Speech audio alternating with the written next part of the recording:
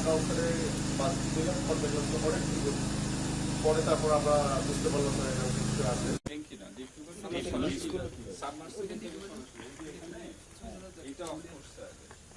Of করে এটা খুলছে, খুলে এই পাইপে দিয়ে আবার এটা বেঁধে এই পলিথিন দিয়ে ঢেকে রাখছে। এখানে আমরা এসে যেটা দেখছি, আমাদের এখানে একটা ডিপ টিউবওয়েল ছিল, এটা সাবমার্সিবল পাম্প থেকে আমরা পানি টেনে আমাদের ক্যাম্পে ইউজ করি। এই পানিটা আবার স্কুলেও ইউজ হয়, পাশে যে স্কুল আছে ওখানে ইউজ হয়। তো আমরা এই সকালে আমাদের পুলিশ সদস্য যখন প্রথম ফাইন্ড আউট করে, আমরা এসে দেখি যে আমাদের যে সাবমার্সিবল পাম্পের যে লাইনটা, এখান থেকে দুটো লাইন গিয়েছে, একটা আমাদের ওই স্কুল ও ক্যাম্পের দিকে আর একটা অন্য দিকে।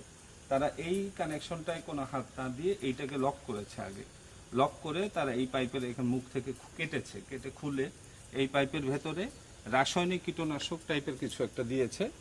এটা দিয়ে তারা আবার এই যে পলিথিন দিয়ে বেঁধে এই পলিথিন দিয়ে ঢেকেও রেখেছে যাতে আমরা বুঝতে না পারি। এবং এইটা এই পানিটাই যখন ব্যবহৃত হয়েছে ক্যাম্পে, তখন ভোরবেলা যখন আমাদের পুলিশ সদস্যরা উঠে মুখ ধোয়া বা মুখ পরিষ্কার করার জন্য ব্যবহার করতে গিয়ে দেখেছে যে সাদা পানি, কেউ কেউ চোখে ঘুম ভাঙার পরে চোখে পানি দিয়ে দেখেছে যে চোখে জ্বলছে, তখন তারা প্রথম সন্দেহ করে যেটা একটা স্বাভাবিক পানি না। তারপর আমাদের ঊর্ধ্বতনদের জানায়, আমরা দ্রুত এসে দেখি যে পানি একদম সাদা ঘোলা এবং খুবই অন্যরকম একটা বিটকেলে গন্ধ। পরে আমরা অনুমান করি যে এটা কোনো বিষাক্ত কিছু বা রাসায়নিক কিছু। পরে আমরা পানির উৎস খুঁজতে যে কোথায় কি হয়েছে দেখতে এসে এখানে খুঁজে পাই যে এখানে কেটে তারা এই ব্যবস্থাটা। এখানে আপনারা জানেন যে শুরু থেকেই তারা আমাদের ক্যাম্প যাতে না থাকে সেই চেষ্টা সম্পূর্ণভাবে করেছে। তারা এখানে আমাদের প্রথম দিকে ইলেকট্রিক লাইন কেটে দিয়েছে, পানির লাইন কেটে দিয়েছে, পরবর্তীতে একসময় সুযোগ মতো তারা একটা হামলাও করেছে। তাদের উদ্দেশ্য যে এখানে থেকে যদি আমরা চলে যাই তাতে তাদের সুবিধা, তারা আবার সেই সন্ত্রাসী সাম্রাজ্যটা গড়ে তুলতে পারবে।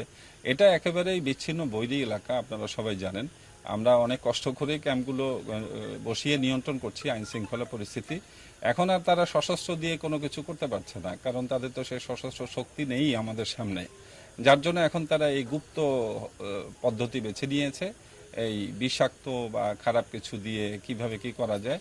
এটা খুবই ডেঞ্জারাস ছিল। এটা যদি আমরা শুরুতে ফাইন্ড আউট করতে না পারতাম, তাদের ব্যাপারটা এতটা অমানবিক একটা কাজ ছিল যে আপনি বুঝতেই পারছেন যে এই পানিটা স্কুলের বাচ্চারা খায়, আবার এই পানিটাই কিন্তু পাশেই বিল্ডিংয়ে আমাদের ক্যাম্পের পুলিশ সদস্যরা ব্যবহার করে। এই পানি, বিষাক্ত পানি যদি খেত এবং এই বাচ্চারাও যদি স্কুলে এসে খেত, আমাদের পুলিশ সদস্যরা খেত, এটা একমাত্র আল্লাহ পাক বাঁচিয়েছেন। না এখন পর্যন্ত এই ঘটনায় কেউ হতাহত হয়? আমাদের হতাহত হয়নি, এমনি একটু শারীরিক খারাপ বোধ করেছে, কিছু ফুড পয়জনিং এর 2-1 4 হয়েছে, তা ওটা আমরা মেডিসিন দিয়ে রিকভার করতে পেরেছি। কিন্তু আমরা ভয় পাচ্ছি যে এই জিনিসটাই যদি আল্লাহ না করুক আমরা খুঁজে না পেতাম, তাহলে কতগুলো শিশু বাচ্চা, স্কুলের বাচ্চা এবং পুলিশ সদস্য মারা যেত। এটা এখন আমাদের একটা আতঙ্কের বিষয়। তো আমরা চেষ্টা করছি যে আমাদের নিজস্ব ক্যাম্প এবং পানি পদ্ধতি সবকিছু দ্রুত ব্যবস্থা করতে। এখানে যারা পানি সাপ্লাই দেন, ইলেকট্রিসিটি সাপ্লাই দেন, আমরা তাদের কাছে আবেদন করব আমাদের জন্য নিজস্ব একটা লাইনের ব্যাপারে। তারা এটা করলে আমরা আশা করি এই সমস্যাগুলোর সমাধান হবে। এই ঘ্রাণটা খুবই তীব্র এবং বিষাক্ত। এটা যদি আমি আপনাকে কাছাকাছি একটা গন্ধের সাথে তুলনা করি, সেটা ফিনাইলের মতো।